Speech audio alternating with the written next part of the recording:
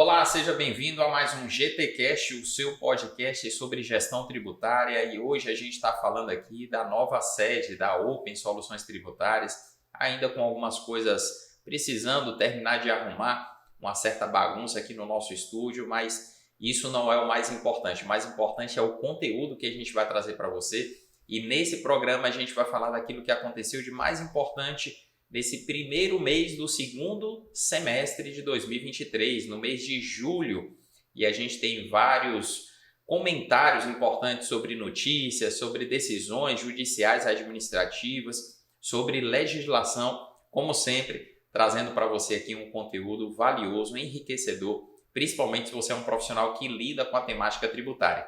E eu conto mais uma vez com a participação e a presença de Gustavo Reis e Daniel Brasil. Olá, Alexandre. Olá, Daniel. Realmente uma grande alegria poder estar gravando esse programa da sede nova e a gente espera que, independentemente de onde estejamos, a gente possa agregar muito conhecimento para vocês. Olá, Alexandre. Olá, Gustavo. Olá a todos que estão nos acompanhando aqui. Uma grande alegria estar participando desse programa agora de Casa Nova. É isso aí, pessoal. E a gente em breve vai trazer mais novidades para vocês. Inclusive, aqui é uma proposta da gente no GTcast fazer algumas modificações aproveitando esse clima de mudança, e nesse programa ainda a gente vai começar fazendo como sempre, começando por aquele giro de notícias na seção GT News. A primeira notícia é: projeto estende desoneração da folha de pagamentos até 2027. O projeto de lei número 334 de 2023 prorroga até 31 de dezembro de 2027 a desoneração da folha de pagamentos para 17 setores da economia. O texto altera a Lei 12.546 de 2011, que prevê o benefício somente até o final deste ano. Já aprovado no Senado, o texto tramita agora na Câmara dos Deputados. Olha, essa novela aí para mim não é nenhuma novidade. Eu lembro daqueles torcedores que vão para o estádio e que quando o time está ganhando, ele levanta um cartaz dizendo assim: eu já sabia. Aqui eu poderia fazer a mesma coisa, porque a gente já vem assistindo a essas prorrogações da vigência da Lei 12.546 há alguns anos. E a última foi a prorrogação promovida ali no final do ano de 2021 para até agora dezembro de 2023. E eu já venho falando, inclusive nos cursos, eu acredito que quando chegar perto do vencimento, ou seja, próximo agora do final do ano, as empresas beneficiadas por esse regime vão começar a pressionar o Congresso para que o Congresso novamente conceda mais uma prorrogação.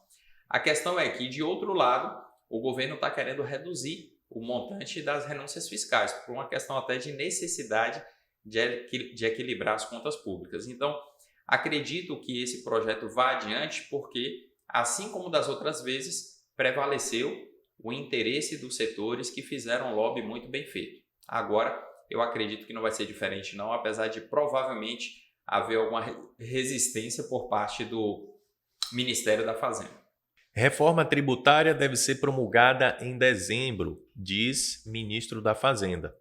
No último mês de julho, o ministro Fernando Haddad afirmou que a PEC da reforma tributária deve ter a tramitação final no mês de dezembro deste ano.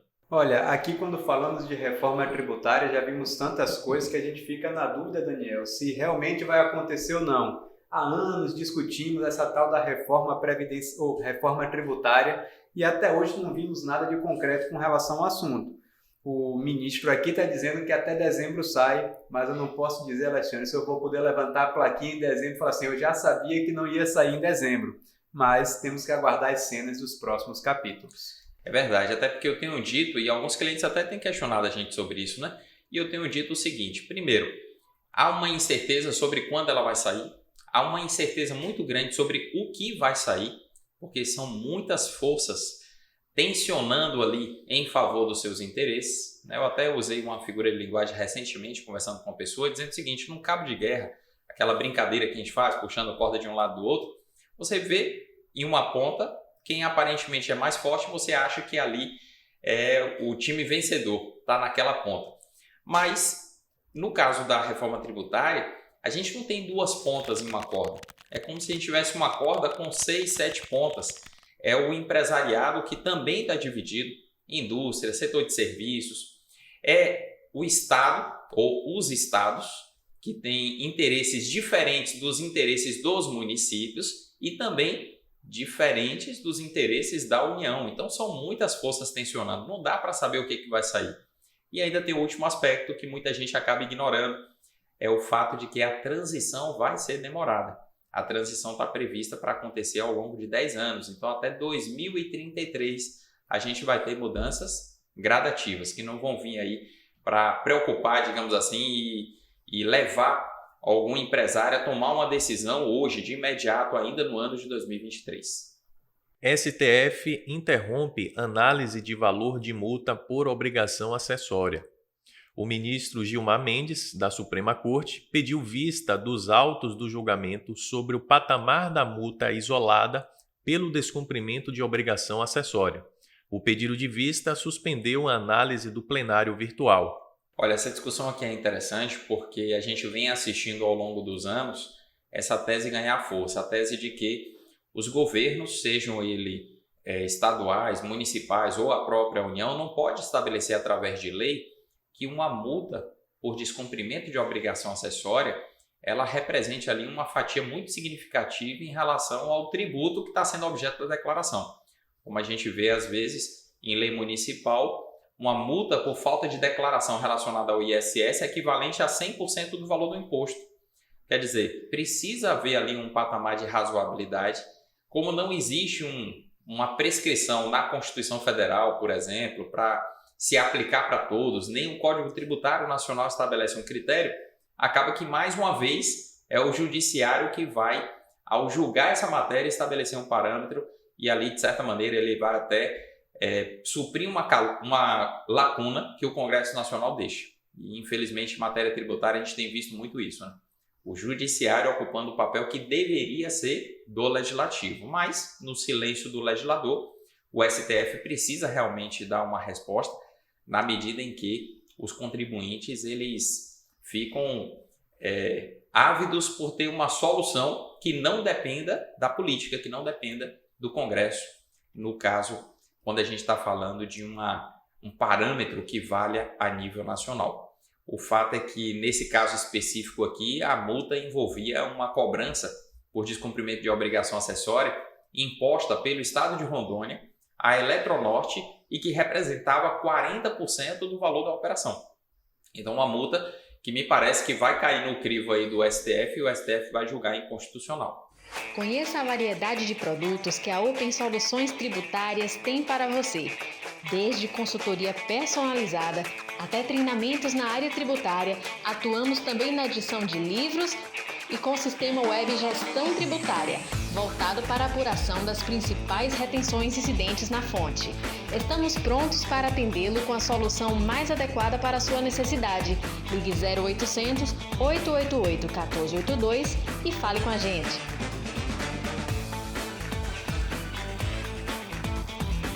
Vamos agora para a próxima sessão, Agora é Lei, comentando as principais normas publicadas neste mês de julho.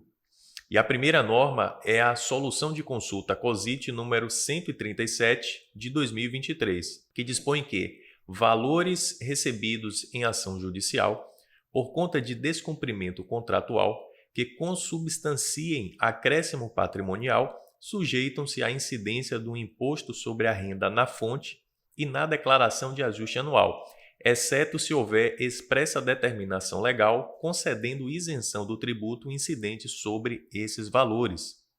A correção monetária e os juros incidentes sobre essa espécie de valores também se sujeitam à incidência do imposto. Olha, Daniel, essa solução de consulta é interessante e a gente precisa entender que esses valores recebidos em ação judicial, no caso aqui, por conta de descumprimento contratual, em muitos casos vai ser um acréscimo patrimonial e não vejo por que não ter ali a incidência do imposto de renda. E tendo imposto de renda, vai ter que estar na declaração de ajuste anual. E temos visto, Alexandre, em algumas situações que algumas decisões judiciais acabam ou podem conceder isenção àquele tipo de rendimento. Mas, para que ele não esteja sujeito ao imposto de renda, isso precisa estar expresso na decisão. Não pode ser uma interpretação subjetiva ou se achar que o juiz quis dizer. Tem que estar expresso e aí só nesse caso a gente teria a isenção do imposto de renda incidindo sobre esses valores. Concordo com você, Gustavo. E aí a gente precisa lembrar que, para efeito do imposto de renda, não se pode ignorar aquilo que vem antes da legislação do imposto de renda. O artigo 111 do Código Tributário Nacional fala sobre a necessidade de interpretar as regras de isenção de forma literal.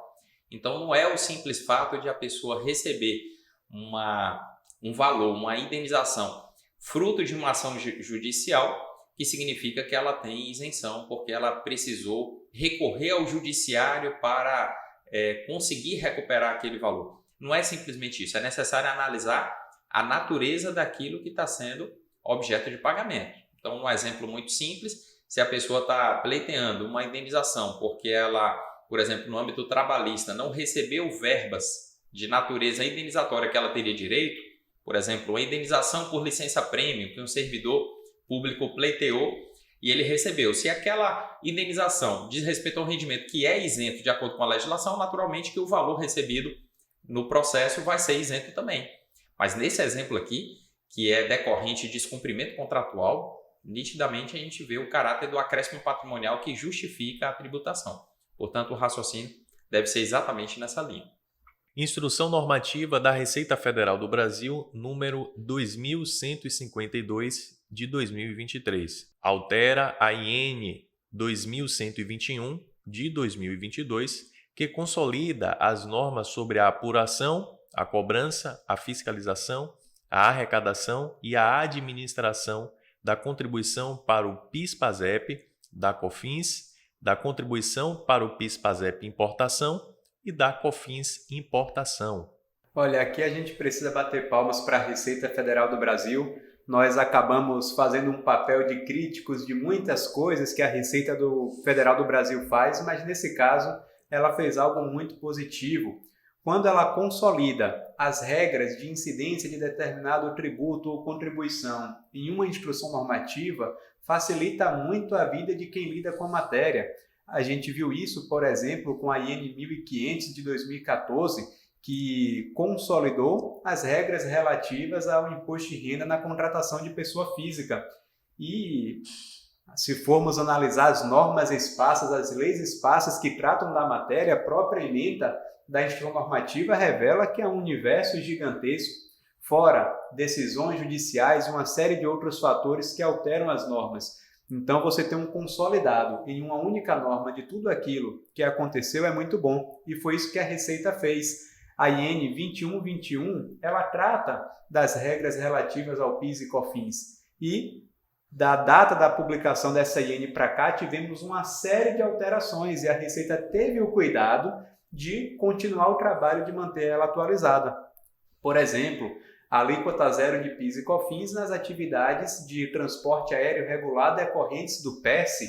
E isso já tinha sido divulgado, mas não estava na IN. Então, a Receita acabou fazendo um trabalho muito positivo, ao meu ver, com a publicação dessa norma.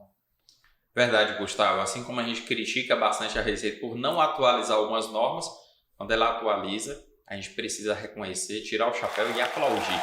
Agora, o destaque que eu faço para essa alteração diz respeito à mesma lei que alterou o PERSE, que confirmou a alíquota zero de PIS e COFINS para transporte aéreo.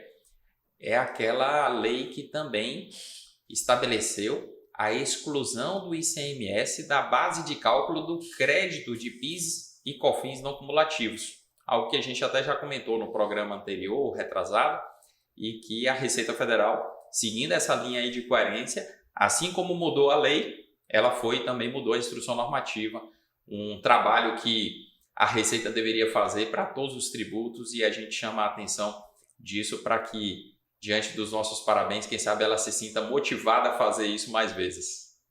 Solução de consulta COSIT número 145 de 2023. Os contratos conjugados de locação de bens móveis e de prestação de serviços de limpeza que discriminam claramente o objeto e a contraprestação de cada atividade têm a receita de locação de bens móveis tributada na forma do anexo 3º e da prestação de serviço de limpeza, tributada na forma do anexo 4º. Polêmica grande aqui, Gustavo, porque essa orientação da Receita Federal, ela diz respeito ao Simples Nacional. E quando a gente entra no Simples Nacional, já discuti essa matéria com alguns fiscais de tributos municipais, a Receita acaba invadindo, de certa maneira, a competência que não é dela. Por exemplo, aquilo que diz respeito à incidência ou não do ISS é algo que é de competência do município. E no Simples Nacional acaba que junta tudo e a Receita dá uma opinião que repercute também no ISS e às vezes no ICMS. Nesse caso aqui, o que a Receita está falando, em certa medida, contraria uma diretriz que a gente vê até em julgados do STJ, que envolve aquilo que a gente chama de princípio da unicidade contratual. Não é a rigor um princípio, mas a gente chama dessa maneira para dizer o quê? Que é uma diretriz, que é uma linha de raciocínio, que inclusive é mencionada na decisão do STJ, que a gente cita no livro, que é objeto de comentário lá por Geraldo Ataliba, um dos grandes tributaristas aqui da nossa história. Então, a Receita Federal contraria isso e abre um precedente perigoso para que as empresas comecem a fragmentar os contratos e tratar cada pedaço de uma maneira. Eu concordo, Alexandre, e eu ia falar exatamente isso. A Receita Federal do Brasil, a própria Receita, tem uma série de soluções de consulta da COSIT falando, teoricamente, o contrário do que está esposado nessa consulta. Por exemplo, pintura predial no Simples Nacional é tratado pelo anexo 3º, enquanto a construção de edifício é tratado pelo anexo 4º. E a Receita disse que a pintura é um acessório da construção e todo o contrato deveria ser tratado como a obra de construção civil. O mesmo para uma outra situação em que ela falou, salvo engano, da terraplenagem, onde ela disse que se a terraplenagem é uma mera etapa de uma construção, se trata tudo como um contrato só. Até por isso eu fiquei me questionando se essa solução de consulta não estava falando de uma locação que envolve também limpeza, mas que são serviços que não têm uma correlação de obrigação acessória e atividade fim. Então, talvez nesse caso, se o contrato permitir uma discriminação, você possa tratar esses objetos distintos dentro do mesmo contrato de uma forma diferente. Porque, pelo que eu li, não necessariamente a limpeza está atrelada à limpeza do bem imóvel alocado, mas dentro do mesmo contrato você tem uma locação e você tem um serviço de limpeza ali atrelado dentro do mesmo contrato. Seria uma forma de pensarmos que não contraria tudo que a Receita já disse e também é esposado pelo próprio STJ. E que nesse caso específico, eu tive até o cuidado de dar uma checada, a solução COSIT fala de um contrato que envolve locação de equipamentos tipo sanitário químico, a higienização dos sanitários químicos, a locação de caminhão limpa-fossa e isso tudo como parte do mesmo contrato. O que a gente entende? Como você bem pontuou, se há uma relação ali de atividade meio e atividade fim, aparenta ser apenas uma etapa daquilo que vai se buscar ao executar o outro item, então a gente entende que a unicidade contratual deve ser preservada. Do contrário, a gente vai ter uma distorção grande e a gente pode ter inclusive manipulação de valores. Quer dizer, a empresa pode pegar aquilo que a Receita aqui nesse precedente está dizendo que pode ser tratado como locação e a empresa pode carregar o valor daquela parcela e reduzir o valor da parcela que supostamente seria prestação de serviço para poder ter uma tributação menor. Ou seja, essa orientação da Receita ela deve ser vista com um olhar muito crítico por parte, inclusive dos municípios, mas também das empresas contratantes no que tange à retenção dos tributos incidentes na fonte. Solução de consulta COSIT número 146 de 2023. Não estão obrigadas a apresentar a Declaração de Serviços Médicos e de Saúde, DMED, as entidades que simplesmente intermediam a contratação de serviços médicos e de saúde.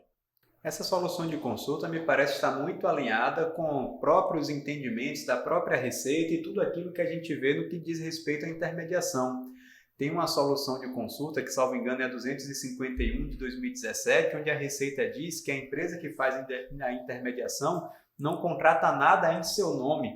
Então, se ela está fazendo uma intermediação para que uma empresa de saúde realize o serviço médico, está muito claro que quem tem que apresentar a declaração apresentada é quem efetivamente executou o serviço e não a empresa intermediadora que está ali, na verdade, funcionando como alguém que vai aproximar partes, vai aproximar aquele que precisa do atendimento médico daquele que efetivamente vai realizar o serviço de saúde.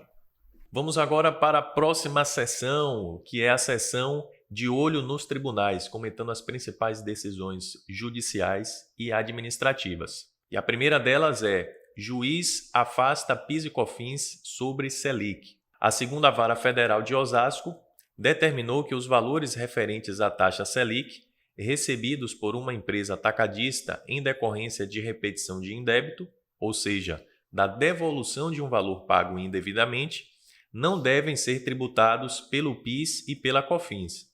A sentença do fim do mês passado baseou-se no julgamento do Supremo Tribunal Federal sobre o imposto de renda da pessoa jurídica e da CSLL. Olha, esse raciocínio que o judiciário traz lá do julgado do STF, ele é questionável pelo fato de que o PIS e COFINS ele tem como fato gerador a receita ou o faturamento, enquanto o imposto de renda e a CSLL incidem sobre o lucro. Então eu concordo com aquilo que o STF pontuou no tocante ao imposto de renda e à CSLL, porque não há um acréscimo patrimonial a ponto de justificar que aquilo é uma renda tributável, quando eu penso nos acréscimos que decorrem ali do indébito tributário, que são aplicados sobre o indébito tributário. Agora, quando a gente fala de PIS e COFINS, a legislação não prevê que a incidência dependa de a receita ela ser fruto de uma atividade nova ou fruto de uma simples atualização, correção incidente sobre o indébito.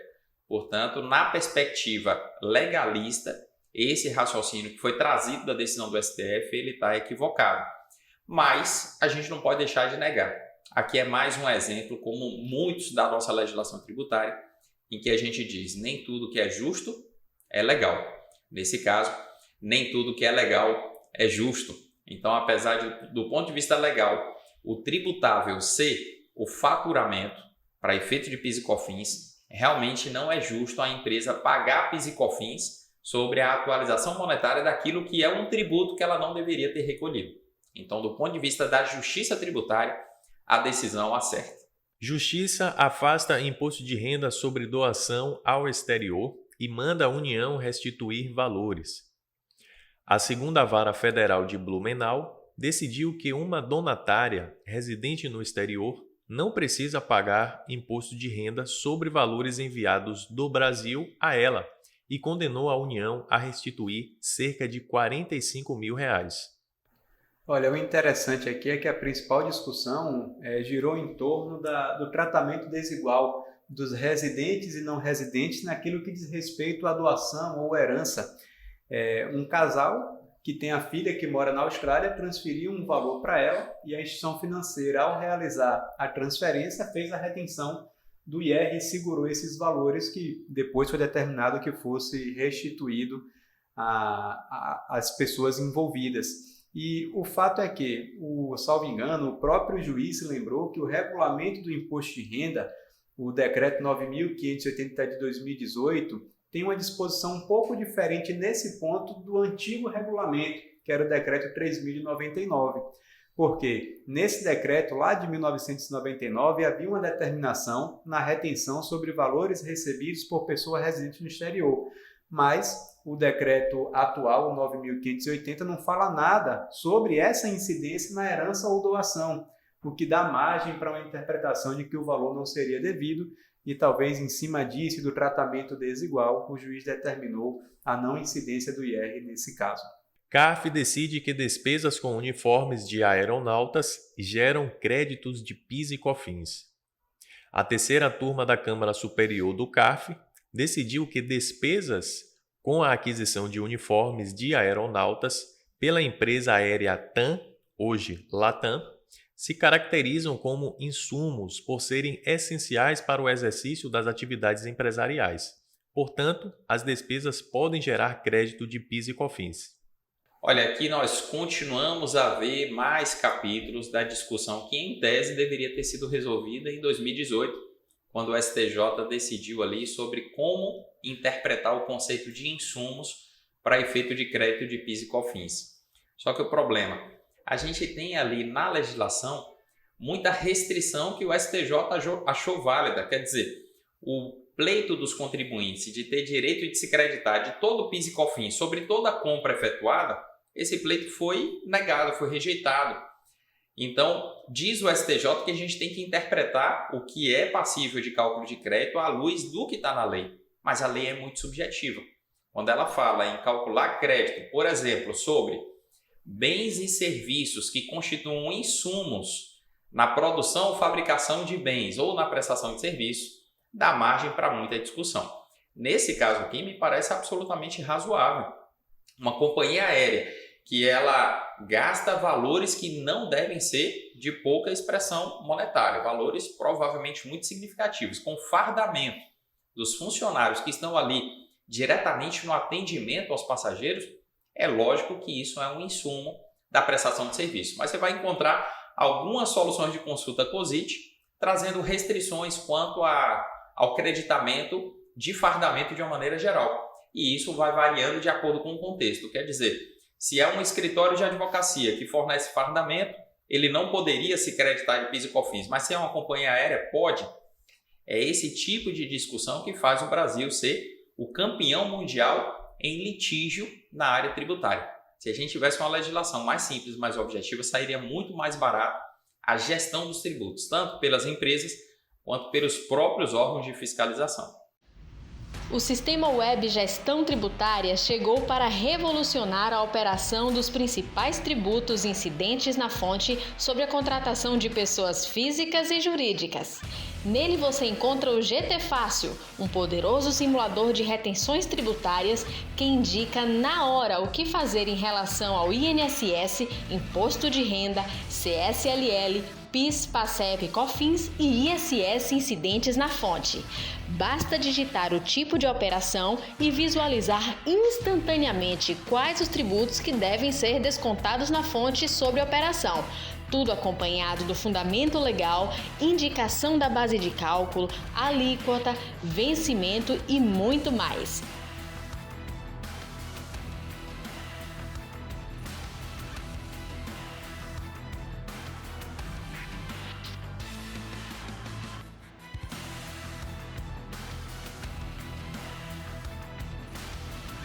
Acesse www.gestãotributária.com e saiba mais.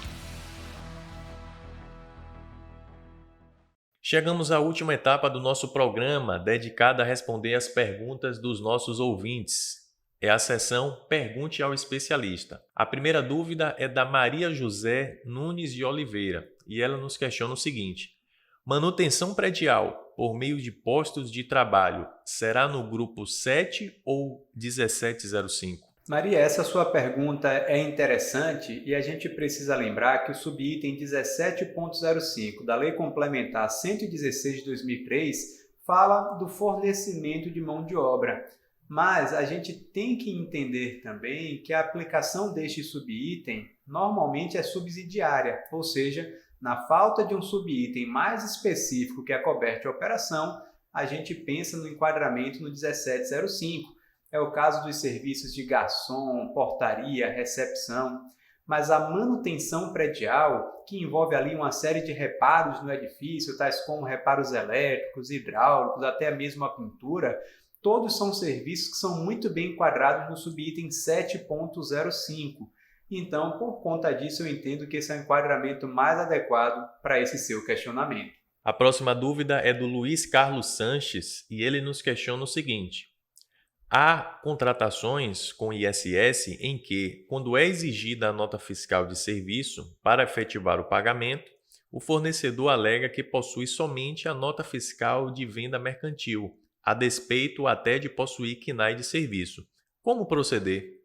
Luiz, essa sua pergunta ela é das mais interessantes porque lá no primeiro capítulo do livro Gestão Tributária de Contratos e Convênios, eu começo a tratar desse tema e eu mostro ao longo de todo o livro e também nos nossos cursos que levam o mesmo nome, a gente trata dessa questão mostrando que o problema está na origem do processo. Quando você contrata a operação, você já deve zelar para que a empresa contratada forneça o documento fiscal em conformidade com aquilo que ela vai executar. E se porventura ela não possui algum tipo de cadastro junto aos órgãos fazendários para poder emitir e apresentar a nota fiscal pertinente, o próprio contrato pode prever ali que ela deva fazer isso e pode prever, inclusive, que a condição do pagamento é essa, é ela providenciar a sua regularização do ponto de vista cadastral junto aos órgãos competentes. Então, a gente diz que não adianta você querer fazer a coisa certa em cima daquilo que começou errado. É necessário antecipar a análise tributária para o momento da contratação. Nesse caso em especial, quando você fala na pergunta que a empresa tem código KNAI para aquele tipo de operação, mas ela alega não ter a nota fiscal pertinente, então ela precisa simplesmente buscar o órgão fazendário e providenciar fazer um cadastro. Às vezes é um cadastro simples para que ela possa obter o login e a senha de acesso ao sistema de nota fiscal eletrônica e a partir dali ela emite o documento que você precisa. Vamos agora para a pergunta da Suzane Ellen. Na aquisição de letreiros personalizados para a fachada de um edifício encomendado, é tributado somente pelo ISS? Não há tributação do ICMS? Suzane, essa sua pergunta ela é muito interessante e nós precisamos lembrar que aquilo que está sujeito ao ISS é o que consta da lista da Lei Complementar número 116 de 2003. E, nestes casos, só haverá incidência do ICMS se, no subitem da atividade, houver alguma previsão expressa nesse sentido. Quando você fala de um letreiro, eu me recordo muito do subitem 24.01, porque ele fala de serviços de chaveiros e confecção de quê? Carimbos, placas, sinalização visual, banners, adesivos e congêneres. Apesar da expressão letreiro não estar expressa aqui, a gente poderia enquadrar como um congênere de uma placa, de uma sinalização visual. Então, neste caso, se é sob encomenda personalizado, eu entendo sim que haverá incidência apenas do ISS nessa operação. Chegamos à última dúvida, que é a do Carlos Eduardo de Miranda Silva, e ele nos pergunta o seguinte: como fazer as retenções concessionárias de água, energia elétrica, telefonia e correios, já que normalmente vem com código de barras no valor total, sem retenção do imposto de renda? Carlos, essa dúvida diz respeito, inclusive, a algo que é muito atual. Embora isso aqui já seja exigido de órgãos, autarquias, fundações e empresas da União, só agora, mais recentemente, é que os estados e municípios passaram a fazer também a chamada retenção ampla do imposto de renda, que alcança qualquer tipo de fornecimento de bens e qualquer tipo de prestação de serviço, salvo as dispensas legais. Então, conta de consumo de energia elétrica, de gás, de água e outros tipos de contas de consumo com código de barra não ficam livres da incidência da retenção do imposto de renda. Cabe à empresa prestadora do serviço ou fornecedora do bem, a empresa normalmente que a gente chama de concessionária, emitir a fatura pelo valor líquido, colocando ali no código de barras já o montante que você tem que pagar após deduzir a retenção respectiva.